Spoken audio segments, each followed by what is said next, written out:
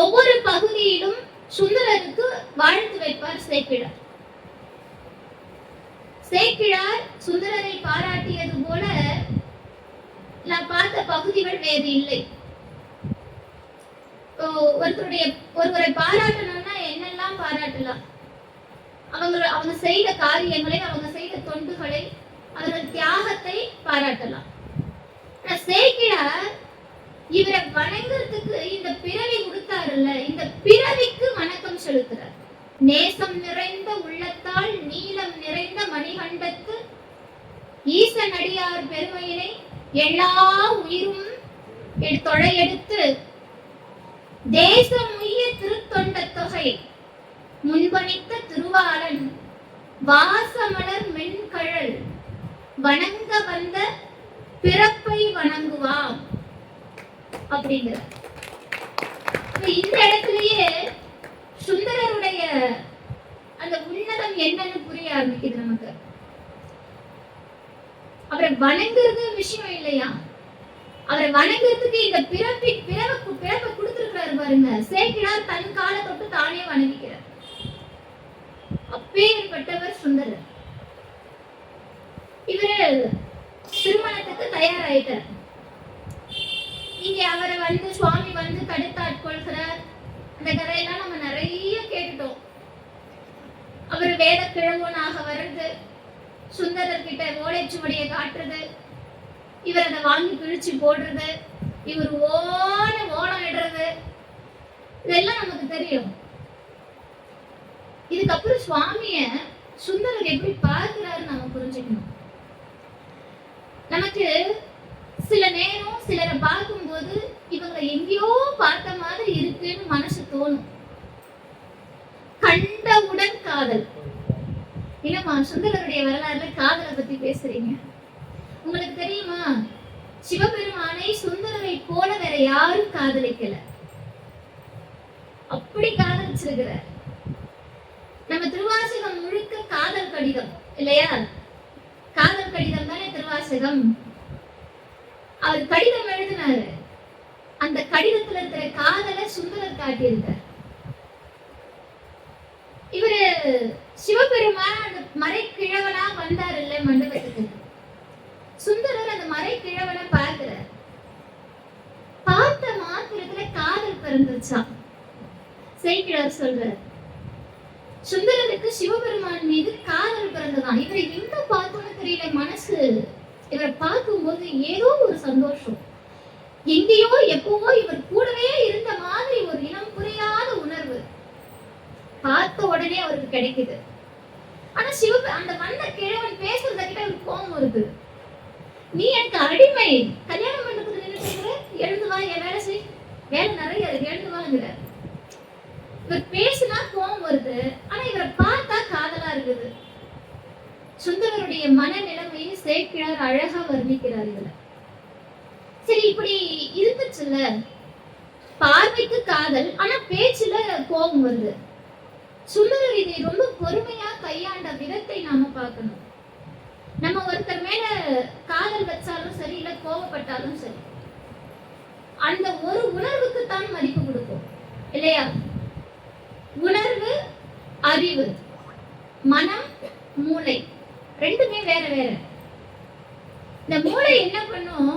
நம்ம எது கொடுத்தாலும் ஆராய்ச்சி பண்ணும். இந்த மனசு என்ன பண்ணும்? எதை எப்படி பார்க்குமோ அதை அப்படியே ஏத்துக்கும். அப்படியே ஏத்துக்கும் இந்த மனசு. இதுக்கு உதாரணம் சொல்றேன்.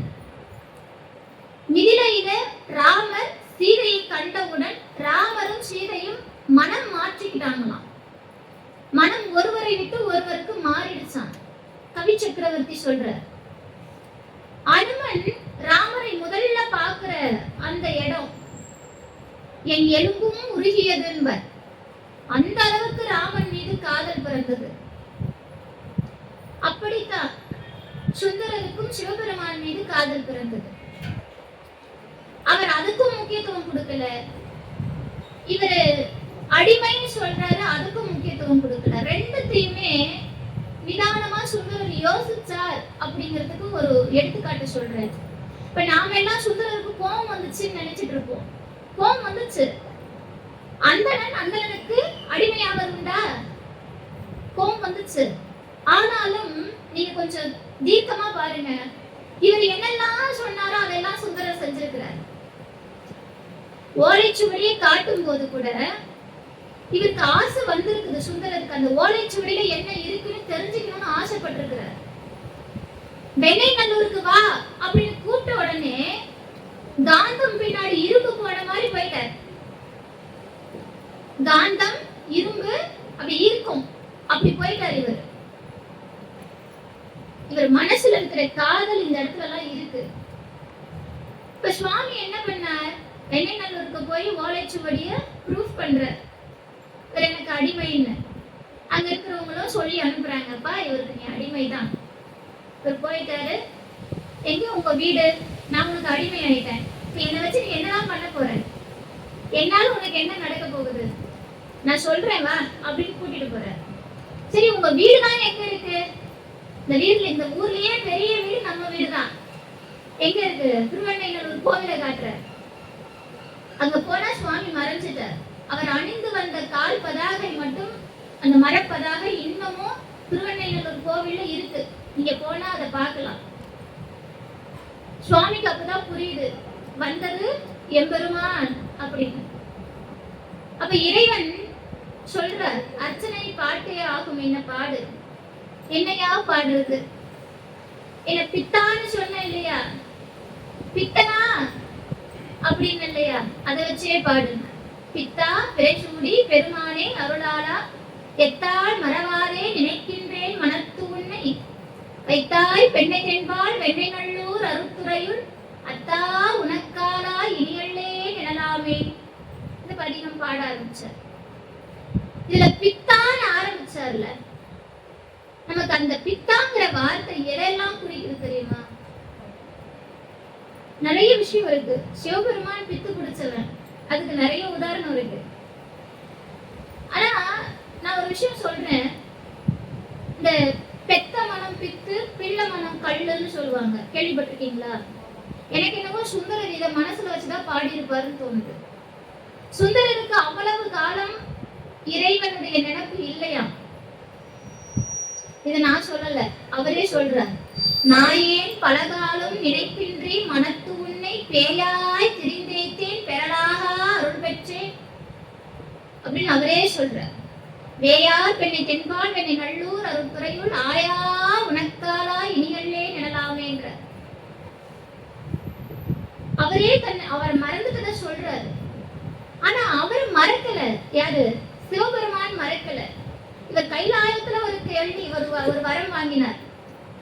சுவாமி, நீங்க பணித்ததை நான் செய்யறேன், நான் உங்களை விட்டு பூமிக்கு போக எனக்கு விருப்பம் இல்லை, ஆனா நான் போறேன், என்னை தடுக்காட்கொள்ள வேண்டும் இவர் கேட்டார். அது சுவாமி மறக்கல, இவர் மறந்துட்டார். நம்ம எங்கேயோ எப்பவோ இறைவனை எதையோ கேட்டு வச்சிருப்போம், கேட்டுட்டு நாம மறந்துடுவோம். அவர் மறக்காம கொண்டு வந்து சேர்ப்பார். நமக்கு மறக்காம அது நடக்கும்.